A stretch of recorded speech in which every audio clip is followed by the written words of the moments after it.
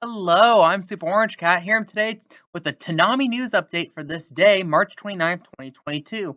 The first news of business is probably the most breaking news, and that is we have a Toonami schedule out for April 9th. That's not this upcoming Saturday, it is the Saturday after that. And what's notable is we are coming towards the end of season 1 of Made in Abyss on the block.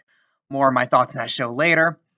But as you might know, the season 1 finale, Made in Abyss, is actually about 45 to 48 minutes long, contrary to the average anime length on Toonami, which is like 22 minutes or so. So, in order to make room for that, they're gonna put a 1 hour slot at 1:30, which means that the 2 a.m. airing of One Piece will not occur on April 9th. So, to wrap things up, the schedule on April 9th will be Shenmue at midnight, Attack on Titan 12:30, Assassination Classroom 1, Made in Abyss at 1:30, One Piece at 2:30, Naruto Shippuden at 3, and Cowboy Bebop at 3:30. So, again, and this is kind of expected for people who knew that this was upcoming. The most rational decision was to just get rid of one of the episodes of One Piece for the night.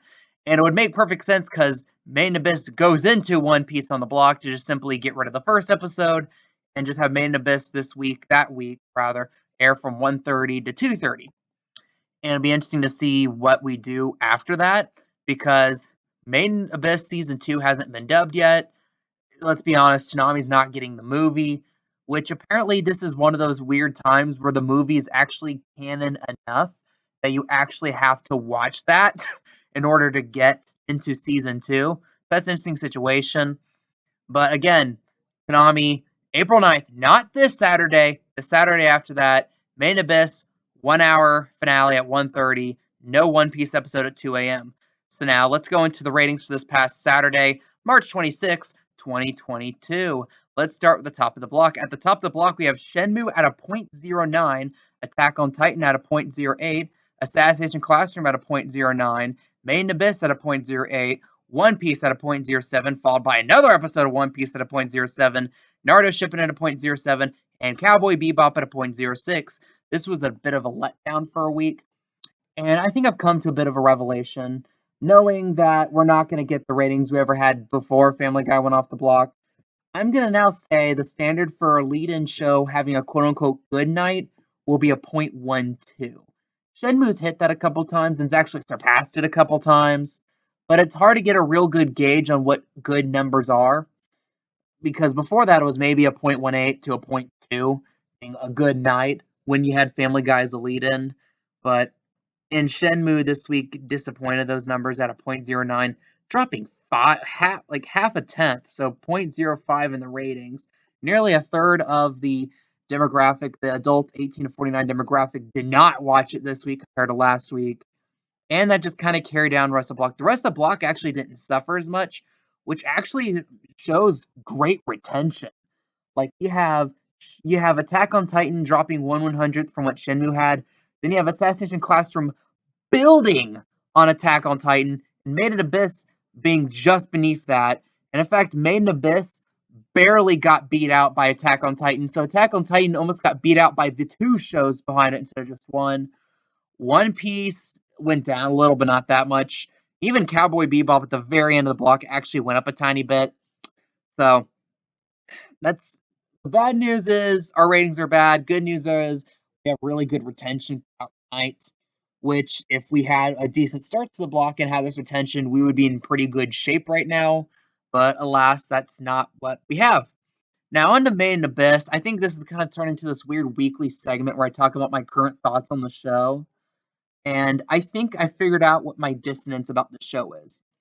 The plot and the characters, honestly, are more like a 6 or a 7 out of 10 to me. It's the lore and the world building that's like a straight up 10 out of 10. That's what makes the show for me. Because Reg, he's an alright character. Riko, I've said my issues with her character in the before. Only character I really love is like Ozen and maybe Maru. But like the characters normally don't jump off the page here. It's just this whole concept of this world of the abyss, the whole concept of this mystery, the symptoms of going up from the abyss, and just this whole mystery of what's going on with Rico's mother. And but and like this mystery too of what's Reg all about. And I, by the way, completely called it because I said a couple weeks back that I'm pretty sure that Reg was like sent by Liza to go up to get Riko, and the fact that he literally have like him have a flashback saying, "I'm ready to go up now, Liza," I think triggered the noodle here, and I think shows that I'm right or very close to right. No, I'm gonna make another bold prediction. You know, Mitty. I think the weird humanoid blob that Nanichi kind of keeps as like a roommate pet thing. My prediction. Do not spoil this, by the way. If this is true or wrong, do not spoil it. My prediction is that Mitty is actually Riko's father. Because at the end of this episode, you have Mitty climb towards and on top of Riko, actually. And you might think, oh god, stranger danger, especially since he is naked at this moment. But I think not really cop out, I think what they're going to lead into is that although as a blob coming up from the bottom, her father lost his humanity, he still has like a shred enough to recognize his own daughter and is trying to convey that to her. But again, because the humanoid blob that's lost all concept of humanity, can't speak, can't communicate anyway in any way whatsoever, he's not going to be able to portray that out to her. And also, think about it. It's implied that whoever Mitty was, came from the absolute bottom of the abyss, and this is the state in which Nanichi found him. So, who would, in theory, ever be in the abyss? It would be White Whistles. You already know that Ozen, I think Ozen straight up says she's never been there and has no clue what's down there. You know, Liza's presumably down there. And who else? Because we remember towards the start of the series, they talk about this like the party of people that went down when Liza was like 8 months pregnant to like get this one artifact.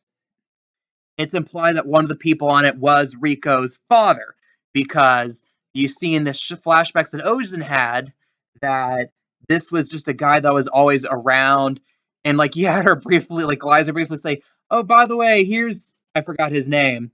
We're married now," and Ozen being just so surprised at that, and the fact that you see him a couple times briefly in these flashbacks, that kind of a couple of these images focus on him, not enough to be like, oh, he's a major character, but maybe enough to hint at some foreshadowing that we're not done with this guy. We're going to see him again in some form. And in theory, he might want to go with his wife all the way to the bottom, but for some reason, he went back up. And this is the starry state of what he is now because he couldn't handle going back up. So that's just my theory. Or else we're going to have a really awkward scene where a Resident Evil character is on top of a naked 10-year-old girl, which, I mean, this show has had a TVMA rating every episode so far, so we might have something really fucked up start to happen here, you know?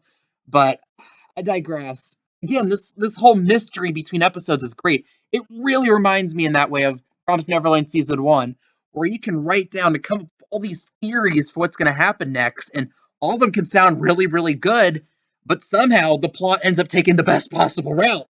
You know, and that's just something I'm really excited for. What do you guys think about ratings? Again, kind of a down night for Toonami. Made in Abyss Season 1 finale, 1:30 on April 9th. Not this Saturday after that. One episode of One Piece will not be on the block that night. Leave your comments, leave your opinions down below. I'm the Super Orange Cat, and that is all.